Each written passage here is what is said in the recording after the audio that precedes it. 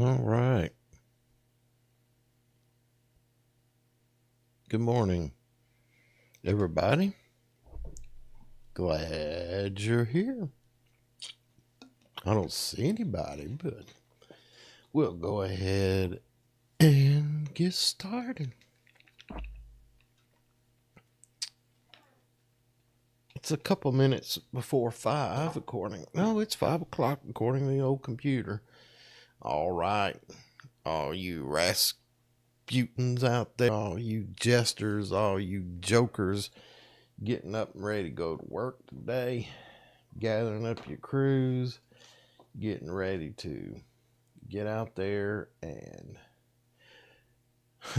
I hate to say it, but we really are making America great.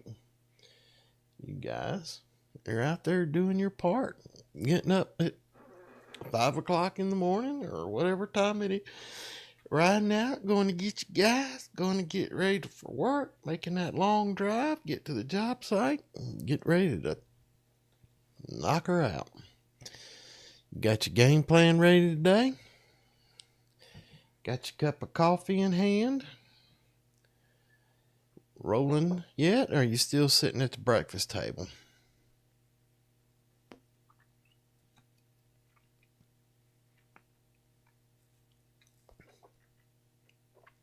You may see a little buffering. Satellite's running a little slow this morning. Thank you, Starlink. I appreciate you being there. This is a lot better than anything I've ever had, even though I got to go through some buffering. I guess I could complain, but from where I live at and what you offer, can't be beat. Thank you, Elon.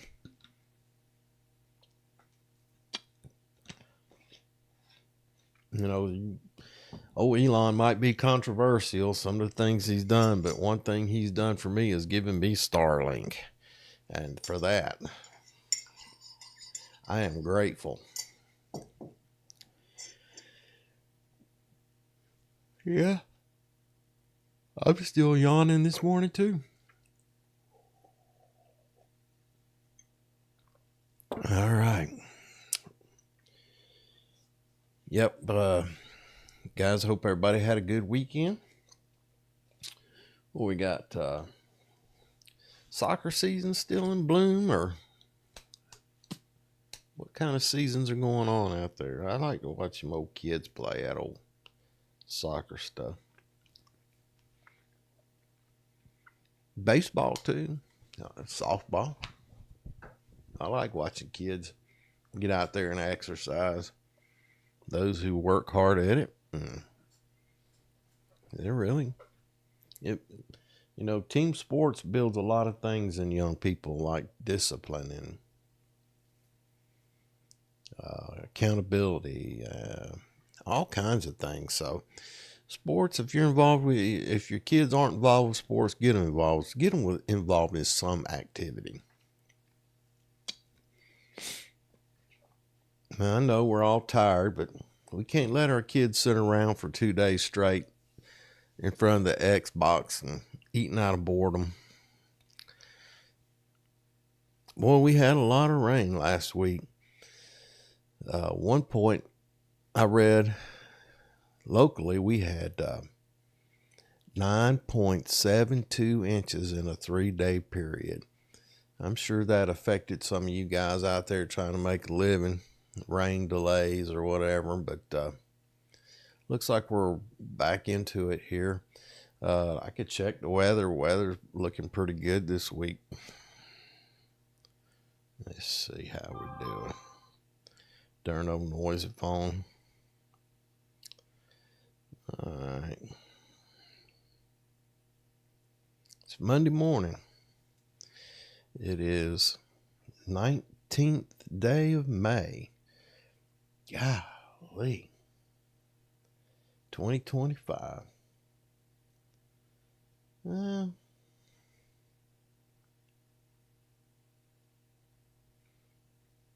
Well, looks like we got some more rain, 40% chance. Then a few days of clear and sunny. Gonna be a little cooler this week. I mean, today we'll get into the 80s, and Tuesday 80s, and Wednesday 80s, and then it's like 70s on Thursday. 69 Friday is a high, and it's going to be cooler now through next week with rain, of course. Well, where I live at, let me check Atlanta.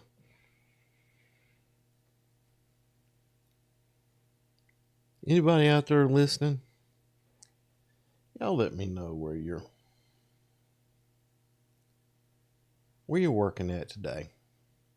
You might know what part of the country you're working in, where you're going, what your tasks are. What are we doing? Demolition? Are we doing steel work? Are we doing concrete? Plumbing, HVAC, electrical, infrastructure? Somebody send me a comment. If you don't hear it this morning, then if you're scrolling by and catch this part of it, tell me where you're working. Let me know what you're doing out there. I'd like to know how many people are out there getting up this early in the morning. I know the hotter the weather is, it's getting daylight about 6 o'clock now, maybe a little later, but you know, if you get everybody together to get there at 6 o'clock instead of 7 o'clock, hell, it's hard enough getting them there at 7 o'clock. They might show up about 7:30. I'll tell you a thing that stops that for you, for all you guys, particularly you supervisors who's required to keep track of time and all that stuff. Have that toolbox safety meeting, 7 o'clock sharp on the job site. I did a safety talk about that this week. You can check it out on the other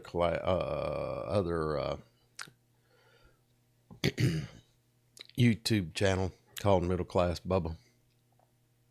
So it looks a lot like this one, but it's a weekly toolbox safety talk that I do. And one of the thing that I talked about this past week was the toolbox safety meeting. And along with that is the PTP meeting. If you start your day every day with a gather, a huddle, and have it on a regular, timely basis, it's got to be. If you should have a meeting at 7 o'clock. If that's your start time, 7 o'clock should be when you start having your 5-minute toolbox talk and 5-minute PTP meetings. What that does is creates a rhythm. You know, people are getting there and they're ready to talk. You get to do a health and safety inspection on them, check them out, make sure they're not sick, throwing up, hung over from the weekend of what anybody does. I don't know. Just make sure they didn't overindulge in anything and not feeling well. That's the main thing.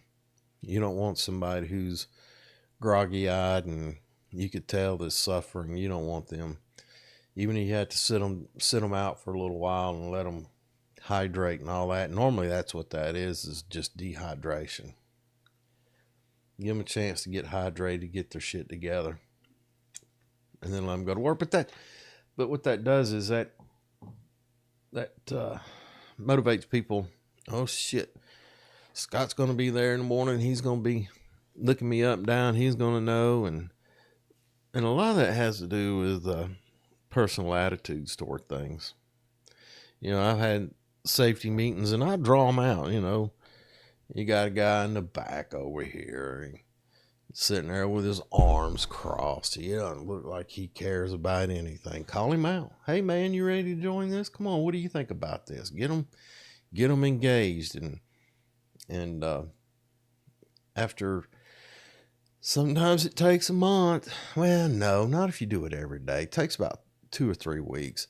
But if you start being there on time every day and they know you're going to be there, and the thing I used to do, I still do it, I love it, is that anybody who showed up after 7 o'clock, everybody was instructed to look at their watch and tap it like this and go. And that created peer pressure. It was kind of fun, it's funny when you're the guy calling out the guy not showing up. And if you're the guy who's showing up late, you got called out and you're kind of, well, shoot. You might be mad for a minute, but we don't care if you're mad. Show up on time. We did. I got held up in traffic. My ass. Every day? Come on, man. Get up earlier. It's you gotta be consistent. We had I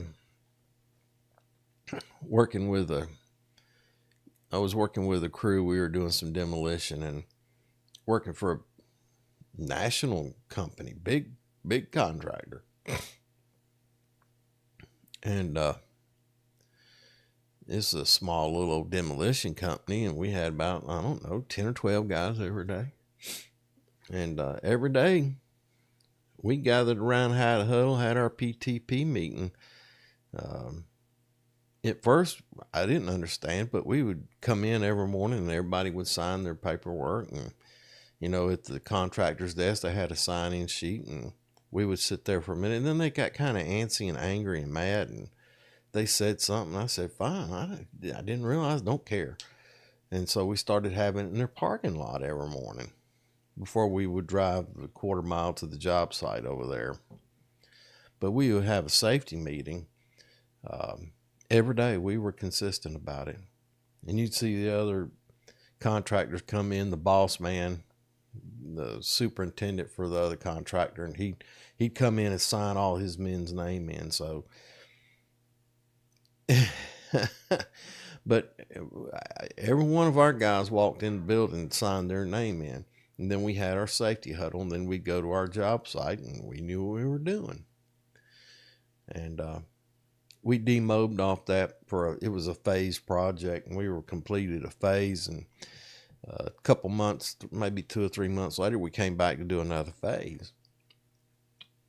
Well, the GC at that time had decided that they weren't doing it right, and they needed to have their morning safety meetings. And they wanted to do it on the job site. Well, that's cool with me. Everybody still went in and signed in, and then we came over to the job site. And first day, it was 5 minutes after 7, and it was on a Monday morning. They wanted to have their toolbox talks. And then it was the next week, it was even later, 10 minutes after 7, and they were unprepared for the meeting. You could tell that they were just doing it because they were told to do it, that it wasn't a part of the process or procedure. And so on the third week, it was 7 o'clock, and nobody was there but my guys. So we started having our safety meeting. And then an employee for another contractor would show up, a steel guy or electrician, and hey, come on, you can join us. And then the GC would show up. We'd be halfway in our meeting, and then I'd wrap it up, and then he'd want to talk about it. And then he was asking for our sign-in sheets because people were there for their meeting, but they weren't having their meeting, but we were, because they weren't. We were utilizing our time. We didn't want to waste our time. We were ready to get to work. And if any of you have worked with me and listened to this, you'll remember this, but they were inconsistent. They were inconsistent on, they say, 7 o'clock Monday morning, we're going to have a safety meeting, contractor required. You got to be there. And then they don't have it until 7:10, 7:15. Nobody's showing up on time. But after about 5 or 6 weeks of me doing it, then they started, hey, man, we need to get on the ball. So even if you're just a contractor, if you're just a supervisor of a contractor, you can set the pace of an entire project, especially if you're doing things that increase productivity and increase safety. You're going to be a leader. You're going to be a leader. And people need that. People want that. And you'll be amazed. I was amazed. I've been amazed over the years that just by beginning that process, the number of people that really want to get together in the mornings and be buddies and get to know people and have that camaraderie, because a lot of people, their work a day, they don't have an opportunity. They've got friends, but they may not speak to them as often. But every day, if you get together with your team, even if they're with another contractor, they're still part of the project team, and you develop that special relationship, because then you've got guys looking out for one another that are working for other contractors. Good thing, bad thing? I think it's a good thing. In this last safety talk I did this week, I talked about that. When we check on the health and welfare and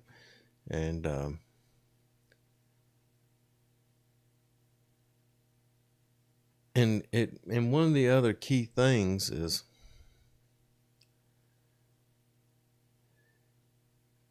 these are a good time to check on the health, and they're an invitation to speak up. It's a space for feedback, because the guys out there on the ground doing the work, they have a better vision of what is a hazard or the clearest view of potential issues. And when they feel heard, they become active participants in creating a safer site. And I've had some amazing things happen. Just a guy, fresh hired, young kid, not much experience, and we hired him in, and he's pushing a wheelbarrow and cleaning floors or whatever. And he'll see something that some seasoned guys have overlooked, because he's a fresh set of eyes. And I've had it happen to me several times where they would present a different way of doing things, and you go, that might be a good idea. And then you get the supervisor involved, and you talk about it with him. What do you think? And before you know it, they're doing it a better, more efficient, safer way to accomplish that task. And it was due to a fresh set of eyes looking at it. So don't discount the opportunity to get in there and open your mouth. Supervisors, the PTP meetings, these toolbox meetings, this is your chance to be a leader, to lead, chance to teach, and your chance to recognize that something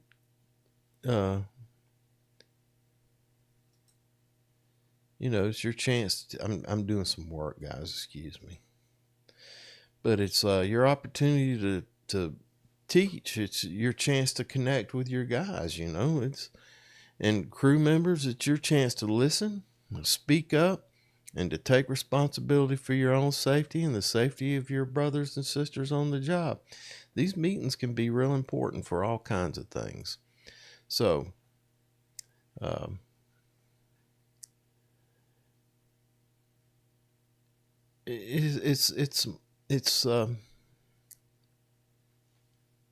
remember, we're building a culture. We're not just checking the box. Yeah, we did our safety walk. We're building a culture. We're reinforcing standards, and we're setting the tone for a job that's safe, smart, and successful. So, anyway, and I'll probably talk about it more this morning as we go along, but I'm just trying to kind of fill space and looking for opportunities. Maybe somebody will scroll by and say, "Hey, knucklehead, what's up?" And we can start a conversation. And I'm doing this every Monday morning from 5 to 6 in the morning, just to get people motivated. If you're a supervisor and you need a subject for your toolbox topic, or you need to help with the PTP, you could tune in here on your way in the morning on a Monday morning and say, hey man, what about this? Tell me about this PTP. Help me understand this. What is a hazard assessment? What is a hazard analysis? How do we do that on our PTP? It's amazing how many people know what it is, but they can't express it. And if you're not expressing it, you're not communicating it. And if you're not communicating it, you're not doing your part to help others protect themselves and avoid getting injured. So, anyway, here we are. Anybody at the Quick Trip yet? How busy is it at the Quick Trip? Fuel islands blocked up, people taking on diesel and gasoline. Boy, I'd come in old Quick Trip in the mornings, and there'd be so many guys standing around, and that old counter would be so messy. Sometimes and that's what, I don't do it anymore. I don't go in them. I make my coffee every morning. Let me show you. Right here. That'll last me all day. Drink lots of water, have a good breakfast, and you should be good. The weather is getting hotter out there. Make sure your guys are staying hydrated. It is the company's responsibility to provide cool, sanitary drinking water, potable water. If you're owner of a company, you're listening to this, sorry man, that's your responsibility. And because they don't buy it, they can abuse it. And I'm an eagle eye on that. If the employer's going to provide you with ample cool drinking water, and you drink half a bottle and that full bottle doesn't get consumed by you since you opened it, and then you open another one, you're being wasteful. And if you're treating a precious resource like drinking water in a bad way, there's no way I can expect you to treat company resources any better, like their equipment, their safety equipment, their heavy equipment, their truck. How can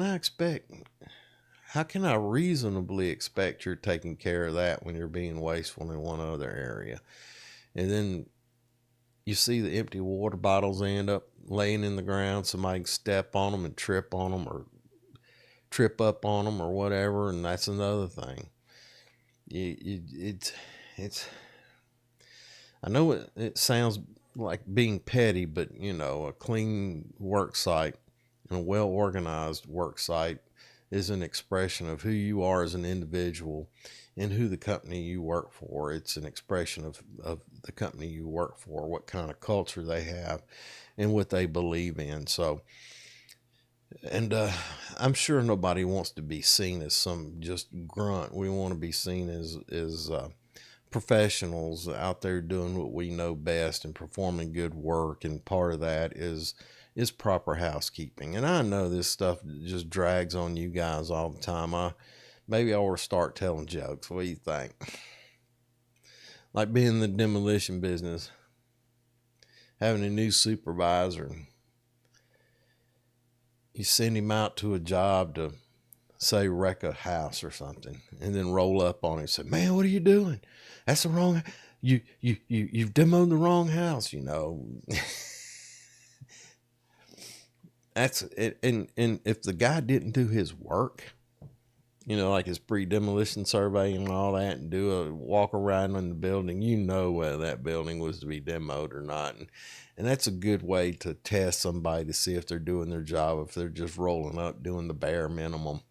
It is easy to do the bare minimum. And a lot of people tend to go through life doing just that, the bare minimum. I'm looking at a block of wood over there. I bet I am. I don't know what that is. Hang on, guys. Let's see something. Yeah. It's that one. Right there. I got this old crazy teleprompter set up. Let me see if I can show you guys. I don't know how this works. I don't think I got it set up on that one. Oh, well.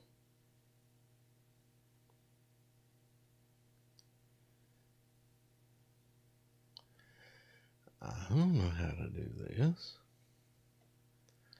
Let me see. Oh, here we go. There we go. This is what my desk looks like, guys. That's the old homemade teleprompter I got going on. Yeah, here's the office. This thing's, y'all see my YouTube and the script. And there's the, anyway. That's, sorry about that. There we go. That's the old studio I'm sitting in front of here trying to get you guys motivated and going at it this morning. It's hard to get motivated on a Monday morning, especially if you had to work Saturday, right? You work Saturday and then you got to get all your chores done. You know, in the summertime, hell, we might be working 10 or 12 hours. You get home, all you want to do is drink that cold beer and put your feet up. On weekends, it's, if you're a couple, I don't know, if you're married, your wife might go to the grocery store and take care of the house. But if she's working too, boy, a 2-income family, oh, Lord, help you guys who are 2-income families raising kids. Good Lord, man, what? It's gargantuan in my mind. I don't know how y'all do it, but you do it. I wonder something. Y'all hang with me here. I want to see something. Yeah. I need to figure out a couple things here. Oh, but look. Good morning. How about that? Got some applause machine. It's a sound effect I got on a little soundboard I'm playing with. But anyway, driving into work. Is it still? Yeah, it's still dark out. Picking up your guys.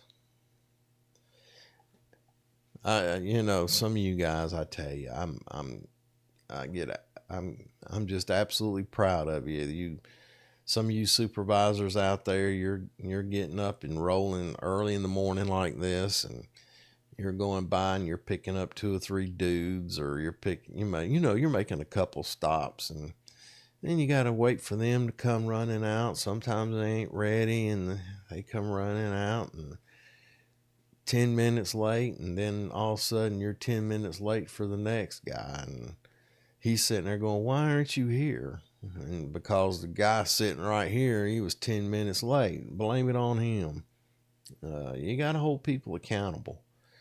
If you say, I'm going to be there at 5 o'clock, you better be there at 5 o'clock. You better be there a minute or 2 or 5 minutes before 5 o'clock. Now, you set expectations.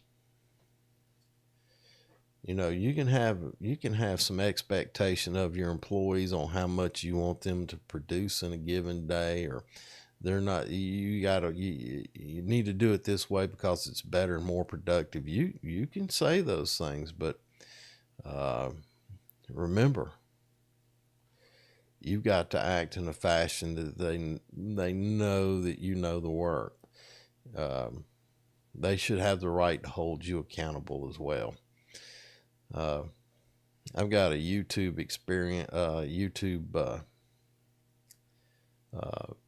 video out there, and it's called "Safety Guy Gets Busted," and it's really, really great. It's raining, and this guy knew what he was doing inside the building. He was doing demo, and it's raining, so he comes out. He doesn't have his safety glasses on. I said, where are your safety glasses? He says, it's raining. I said, okay, I understand. I got mine on too. And so a little while later, we're finishing a big pick, and I asked him, I said, Philip, you learn anything? And he came walking up to me, he says, yeah. He says, I learned that the safety guy makes me wear my safety glasses. And then I realized, I said, and I'm not wearing mine. You got me. Thank you for calling me out. Thank you for caring. And so that's how you handle that kind of situation. We all forget, man. I wasn't giving him a ration of shit or down the road, no write up or anything. Hey man, where's your safety glasses? Or hey man, where's your hard hat? I don't want you to get injured out here. That's why I said something. And he called me out, and I don't blame him. He had the right to, and I think that's the way a leader should handle it. Hey man, you called me out. I forgot. Thank you. Thank you. And then you make a better effort. And what happens is, excuse me, it's early for me too. What happens is he has more respect for you because you took it as a man. You did the right thing. And then he starts doing the right thing. And then that attitude just translates to the whole crew. And that's what you need. You need cohesion in your workforce out there. You need the guys who want to come in there and get the work done. And that's your job as a supervisor, is to motivate them. And if you're a line worker, a new guy just coming into a company, if you take on that leadership responsibility, always have your PPE on. Hey man, that's not the right way to tie. I don't want you falling and get hurt. Let me show you. And at that point, if they self-correct through a peer, that makes your job as a supervisor so much easier. And that's one of the things I think I'm going to write a video on this week is, number one, are you a boss or a leader? And we need leaders. We don't need bosses. We need leaders. We need leaders in everything. Everything: construction, transportation, finance, politics, business. We need leaders. We just don't need bosses and drones. We need leaders. And as a supervisor, if you're in a leadership position, you need to lead. And leaders build leaders. They don't build workers or drones or whatever you want to call them. They build leaders. And when you build leaders and you're teaching them based on the core principles that the company you work for has established, what you're doing is you're multiplying yourself. And I used to tell guys this, say, right now you're just one of 4 supervisors in a field of 100 men. And the company's on track to grow. And the best way to grow is you to be effective in your leadership and lead good teams who are safe, timely, and efficient out there in the field. And due to that course, your company will grow. And before you know it, you're a supervisor with 5 jobs. And if you've not trained anybody in the proper way and processes and procedures that your company hold dear, then you're doing all the work and you become less productive. Whereas if you trained foremen to understand how things are done, you're duplicating yourself. So what you end up with is 4 or 5 foremen under yourself who understand what your expectations are and transmit those expectations across the workforce. And you're effectively building a team of more men. So practically, I guess you could go from 100 to 200 men and develop 5 supervisors out of that. And then before you know it, you're a project manager who communicates with those supervisors on a daily basis and ensure that they have what they need on their projects and that their teams are in good health and reporting properly and all that good stuff. So leaders build leaders, and you don't have to be a supervisor to be a leader. You could be a machine operator. a heavy equipment operator, and you can be a leader when you perform your inspections every day and you document it and you report things that are wrong. And you never, if something breaks and you've reported it, and the supervisor just keep working, man, I'll get somebody out here. You followed instructions. Now, unless it's a hazard. If it's a hazard, you say, nah, I can't operate that thing. It is not controlling properly. I want it to go left and it's going right. That ain't happening. I ain't operating it. That's your duty and responsibility. And as a employee at any level, that's what you have to do. You have to say, nah, it's too dangerous, man. I'm not doing it. You tell me a safer way to do this and I'll get after it. But the condition right now is out of line with safety. Ask for advice. Figure out a way. Work with your people. If somebody comes to you and they present a challenge, they should have a couple solutions already, and they're just coming to you for advice. Number one, if they don't have any solutions, you say, well, give me some alternatives. What do you think?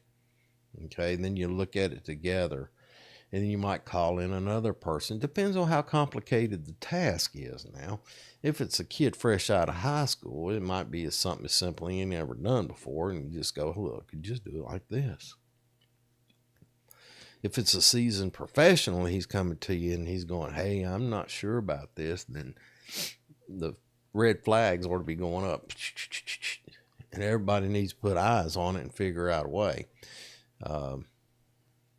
And a lot of times do a hazard analysis, a task analysis, and work through that process of finding out what the objective is and what means and methods you're going to use to accomplish that objective. And if there's 4 men on that team that are doing that particular task, all 4 of them are tuned up in the same way, and you understand how they're going to do it. And they may get halfway into it and have to change, but that's cool. It's easier to change plans than to change no plans, if that makes any sense. It can be just confusing for everybody. So get on the same page with your team. I mean, this goes right back to what we were talking about earlier.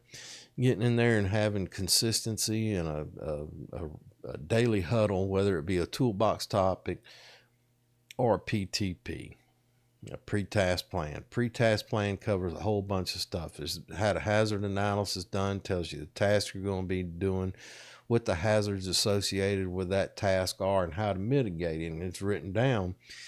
And you cover that, and guys read it, and they sign it. Okay, when they sign that thing, they're indicating that they understood. If they don't speak up, man, that's on them. They got to, they've got to be, what do you call it, experts in hazard recognition themselves. Okay, that's just the way it's got to be. And we're all holding each other accountable all the time. Not in the way that is, not in a way that's degrading or demoralizing.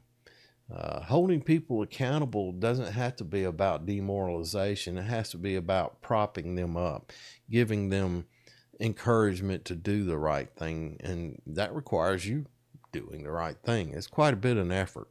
It's a whole lot harder to do the right thing than to just let it skip by. But the consequences could be terrible by just letting it skip by. You don't want to deal with the consequences, especially if it involves a fatality or an injury, because then the project sure enough gets delayed. You got to stop work, do accident investigations, ensure that the person is taken care of. Then you got to review what happened so that it doesn't happen again with other guys. It takes a lot of time when you get somebody injured on a job. So to short circuit that, take that 5 minutes with all those men and go over the PTP with them. Believe me, it works.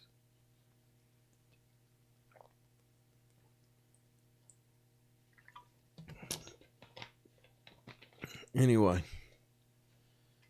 I hadn't seen anybody pop up. Maybe somebody be scrolling through this one evening and see this, but I'm going to do it. I think it's important. All right. Yeah. It may be only 5 minutes for these meetings, but it could be the most valuable 5 minutes of the day.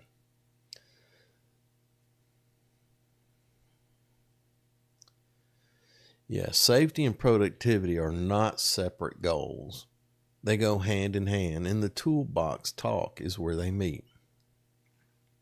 All right, pretty interesting. All right, guys. Shoot, we got 20 more minutes here.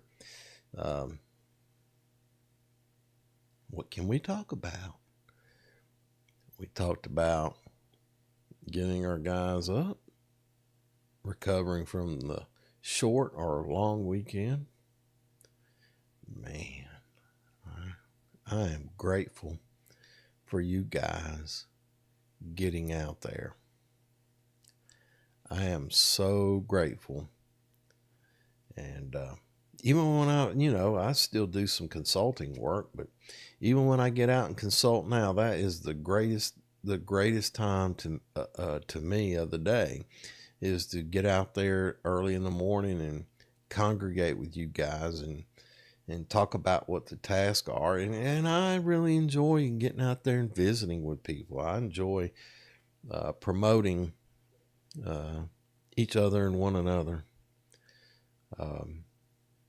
And watching a team change from a disorganized bunch of guys standing around to a highly organized and effective team.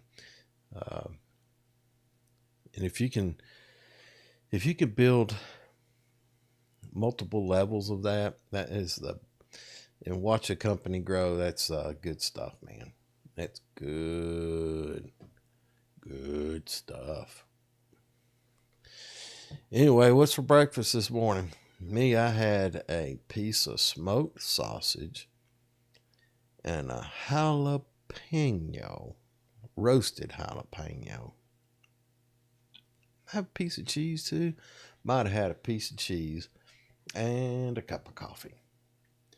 And I'm going to sit here with you guys till 6 o'clock, and then I'm going to go put my walking boots on and load the truck up with the trash and go take off the trash, go for a long walk, and then I need to go to Home Depot and buy some anchors. My wife bought these wagon wheels, or it was gifted these wagon wheels, and she wants them hung up on the tall part of the house. So I got to go find some anchors to mount them to that solid wood paneling. They weigh 7.5 pounds. So you guys tell me, it's that solid wood paneling. They come in 6-inch strips, and they're tongue and grooved, and they put them together. And I don't think 7.5 pounds is too heavy to hang on a screw, but I want to set some kind of anchor in there, I don't want the screw wallowing around in that hole over time, and then dropping that thing off. I want to make sure it's a compression so it doesn't have room to move. I had some surface area for that. If I can hit a stud, I'll just screw straight to the stud. But if I can't, I want it an anchor in there. I want compression, strength around that screw that I'm hanging on the wall there. So that I'm hanging that wheel on, I want it to have ample strength. But if you guys got a comment on that, I'm not doing it till probably Thursday. Let's see. Yeah, Thursday, probably in the evening. I was going to try and do it yesterday and said, man, I was just going to run screws in. I got to think about it. I just don't like that idea.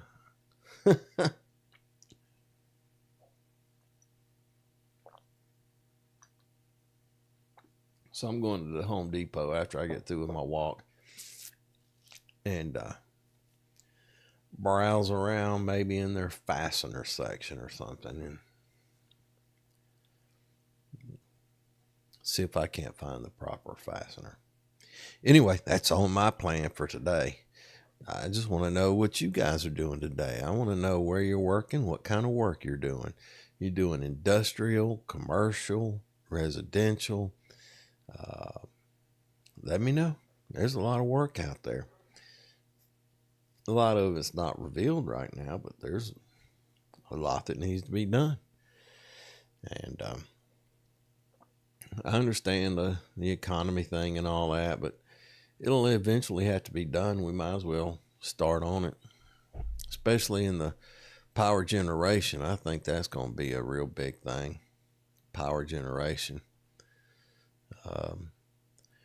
Probably some industrial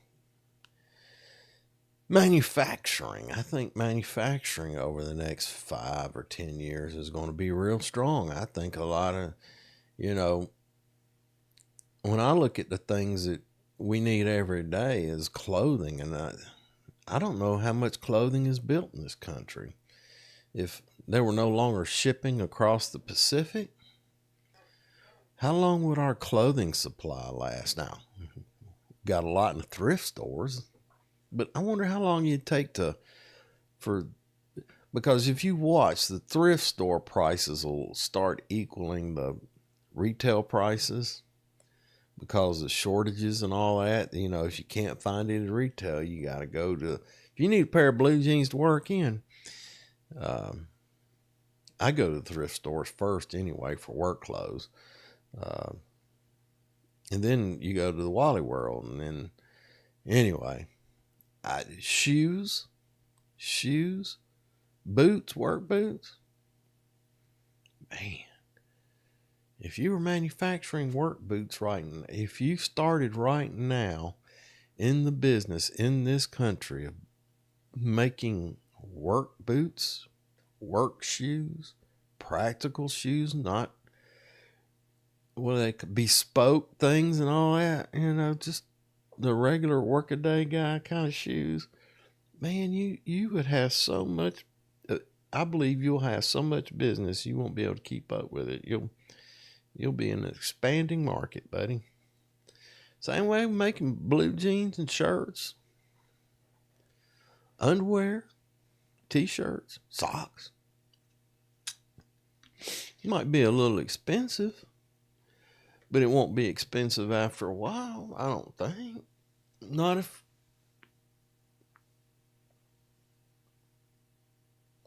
the old president is actually trying to do what he says he's trying to do. And that's bring manufacturing back to the country. Putting everything on an equal playing ground. Prices will eventually equalize until more trade deals are done, and then we'll go back down the same rabbit hole after another 20 years. But what the heck? We got to always develop opportunities. Create opportunities. And there's all kinds of opportunities out there. All you got to do is get out there and look around. Get out and look around. Use your creative juices. Hey, man, I think somebody could use this. Make your own thing, man. Find out an interesting thing and run with it. Somebody else will need it. Things are thoughts. Think and grow rich. You see, right there. Think and grow rich. If I have one book to recommend to anybody before philosophy, mathematics, before anything like that, that book right there would be the first thing you need to read, because you need to know who you are and where you're going, and know thyself. And then you can find the specialized knowledge that you need to achieve that thing. I like the story of Henry Ford. He wanted the V8, and he told his engineers, he says, I want you to develop a V8 engine. And they would come to him every few months and says, we just don't know how. We don't have the technology. We don't have this. And he says, I want my motor. I want a V8. Go back to work. And finally, he had success. He had a V8 motor. All right. He used to specialize in another story about Henry Ford. They were prosecuting him on RICO laws afraid he was having a monopoly on the automobile industry, and the old attorney had him there in the federal courts, and he said, Mr. Ford, is it true you've only got a third grade education? He goes, yeah, that's true. He says, Mr. Ford, how can a man with a third grade education run a company like yours? And that was kind of insulting. But Henry Ford said, sir, I got a row of 6 electric buttons on my desk. If I need to know something, I push one of those buttons and up pops an expert. There you go. There you go. That's the way it's done. Now, you can be the expert, or you can be the boss, or you can be both. I think the innovator is truly the guy. And we're all innovators. We have a natural tendency to innovate, especially when we're hungry. What is that? Necessity is the mother of invention. Yeah. I've seen field expedient things going on all the time, and I go, whoa, what are you doing? And I watch it, and there's nothing out of the ordinary as far as hazards are concerned, and I say, go for it. 5 years later, I see DeWalt selling. That old boy done made his million. I should have bought in with him when I went. Anywho, I don't know if this is enlightening anybody or if it's just self-entertainment, but I do enjoy trying to get and I'm learning skill sets too, and I talk about it on another channel, all this video and audio stuff you do and then you're trying to come up with things to talk about and keep people entertained even when nobody's watching you. It's an opportunity, just like I was talking about to you guys. And I haven't advertised. I'm just building content right now, and if that means sitting here for an hour with nobody to send me a comment to start a conversation, then that's what I'm going to do, and I'll just keep right on doing it. I wonder how many of these things I have made. I wonder how many of these things I have made. I need to start doing episodes. Start keeping a calendar. See how many videos I've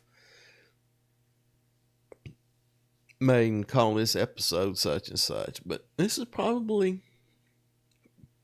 shoot, man. This might be 20th episode. I don't know. I'll let you know next week. I'm going to write myself a note. Episode numbers for the live streams. Darn pen quit writing. Episode numbers for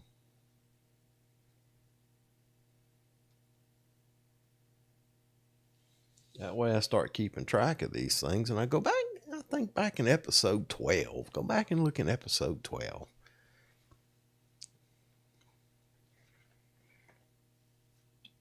And then I'll have to do my edit every week to change that. And I need to do some editing. I need to do a lot of things. But I'm waiting on one of you YouTube experts out there who's up at 5 o'clock in the morning to start giving me some guidance, sending me some comments. Boy, if I could ever use a time somebody always trying to tell me what to do, it would be right now. So if y'all feel inclined, please feel free to give me a comment. Even if you're somehow this thing magically appears in your scroll as you're scrolling through your YouTube stuff. If it's magic, even if no, they don't get posted on any of the other platforms like my other videos. But shoot, man, y'all jump in. Even leave me a comment if you're scrolling through. Just leave me a comment and let me know what you think, or if you have a question, and then I'll see the comment and I'll make sure I address it in the next live stream. Or you can tune in. If you're scrolling through and you see it, you can tune in next Monday morning. Uh-oh. Why did I'm still streaming. Well, I might be buffering. Anyway, find something to be grateful for on a daily basis. In minute to minute. Be grateful that your supervisor picks you up every morning and takes you to work. Be grateful that your neighbor picks you up and takes you to work, or your coworker, or y'all work together and he brings you to work. Yeah. Be grateful for that. Be grateful for your wife and family. Be grateful for your children. You would like to do, that you're doing what you want to do, that you found a passion. Be grateful. Be grateful. Be grateful that you got a lunch today. Be grateful. Just be grateful. And when you start having a grateful mindset, your life changes to the most wonderful things. And it takes time. It doesn't happen overnight. If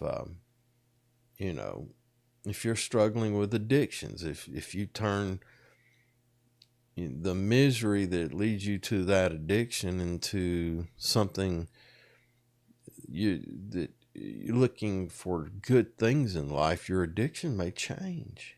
You may no longer find it necessary to use the drugs or the alcohol to float you through to the next meaningless moment. You may find meaning by being grateful. But anyway, that's we got to find joy in life. And I run a journal, and each month, at the beginning of that month, there's one thing I always write, and it is, have you found joy in life? Is the question. Have you found joy in life? And then the second question is, have you brought joy to others? And I see that once a month, and I've been doing it for years. And that aspect, just doing those things and being grateful, has a powerful impact on your outlook in life. From how you feel your family and your children treat you, to how you feel about others, because how others feel about you is not really important. What's important is how you feel about yourself and how well you treat others. Now, I'm sure a lot of us are Christian, Hindu, Muslim, or whatever. And it's fine to have a belief in whatever God, but you got to remember that we're all human beings. We're all striving for the same thing. Anyway, it is 6:00 and I have other things to do. And I enjoyed being with you this morning. And I appreciate you if you stop. I didn't saw anybody that came in on the live stream, but if you're scrolling through, I appreciate you stopping by and giving me the thumbs up or making a comment or whatever. And until next time, I want you to have a grateful week. And we'll see you next.